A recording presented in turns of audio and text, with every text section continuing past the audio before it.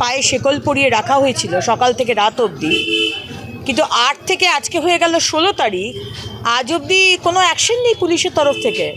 এমনকি পুলিশ ওনার বাড়িতে গিয়ে যে আজকে যে কাজটা আপনারা করেছেন, তার বাড়িতে বিভিন্ন জায়গায় শেকল লাগানো রয়েছে মানুষকে বেঁধে রাখার জন্য, সেই কাজটুকুও পুলিশ করেনি যে তাকে সেখানে লোক পাঠিয়ে সেই ছবিগুলো তুলে আনা, সিসিটিভি ফুটেজ নেওয়া, কোনো কিছুই করেননি। কাকে প্রোটেক্ট করতে চাইছেন? সোনারপুর দক্ষিণের আইসি বা ওসি যিনি রয়েছেন আশিসবাবু, কাকে প্রোটেক্ট করতে চাইছেন? আজকে একটা মানুষকে আজকে আমাদের ভদ্র সমাজে আজকে এই যে মিডিভাল টাইমসের যে বর্বরতা, মধ্যযুগীয় বর্বরতা, তালিবানি বর্বরতা যে তৃণমূলের কর্মীরা করছে, তৃণমূলের সমর্থকরা করছে, জায়গায় জায়গায় শেখ শাহজাহান, আজকে এখানকার সোনারপুর দক্ষিণ প্রতাপনগরের নতুন শেখ শাহজাহান হচ্ছে কি নাম, জামাল সর্দার। চলতি বছরের একেবারে শুরুর দিন থেকে জানুয়ারি মাসের 5 তারিখ থেকে সন্দেশখালী বারবার খবরের শিরোনামে উঠে এসেছিল। ঠিক যে কারণে এবার সোনারপুরেও সেই একই অভিযোগ। সোনারপুরে মহিলাদের বাড়িতে ডেকে অত্যাচারের অভিযোগ তৃণমূলের বিরুদ্ধে।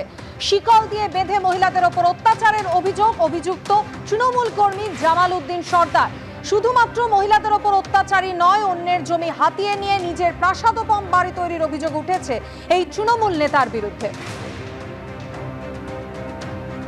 রঞ্জিত হালদার আমাদের প্রতিনিধি আমাদের সঙ্গে টেলিফোন লাইনে রয়েছে। রঞ্জিত, ঠিক কিভাবে দীর্ঘদিন ধরে তৃণমূল কর্মী জামাল উদ্দিন সর্দার এইভাবে অত্যাচার চালিয়ে যেত স্থানীয় মহিলাদের উপর, কি অভিযোগ করছেন তারা?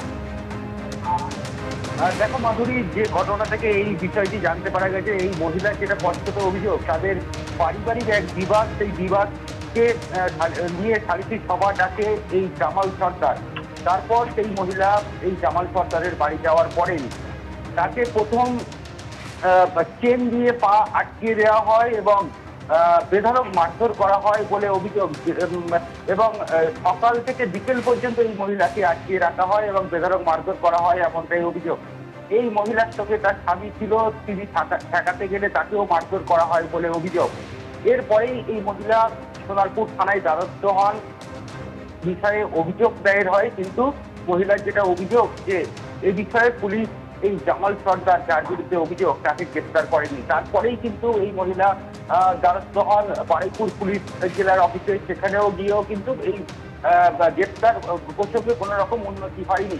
এই প্রসঙ্গে আজকে বিজেপি নেত্রী অগ্নিমিত্রা পল এই ঘটনাস্থলে যান, মহিলার সঙ্গে কথা বলেন।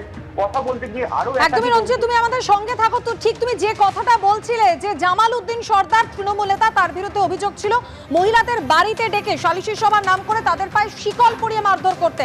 সেই শিকলের ছবি এবার দেখা গেল এই জামাল উদ্দিন সর্দারের বাড়িতে। শিকল পাওয়া গেল, লাঠির ছবি দেখতে পাওয়া গেল। দেখাচ্ছি সেই ছবি। জামাল উদ্দিন সর্দার তৃণমূল নেতা, যার বিরুদ্ধে একের পর এক বিস্ফোরক অভিযোগ, তার বাড়িতে শিকল, লাঠি, একের পর এক নিদর্শন সামনে এসেছে, যা দিয়ে তিনি স্থানীয় মহিলাদের উপর অত্যাচার করতেন বলে স্থানীয় বাসিন্দারা অভিযোগ করছেন।